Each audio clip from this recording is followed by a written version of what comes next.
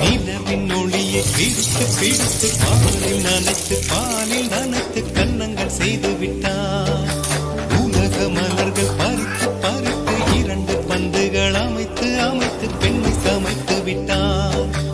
அழகு என்பது ஆண்பாலா பெண்பாலா என்பதில் எனக்கு சந்தேகம் தீர்ந்தது. அழகு என்பது நிச்சயம் பெண்பாலடா.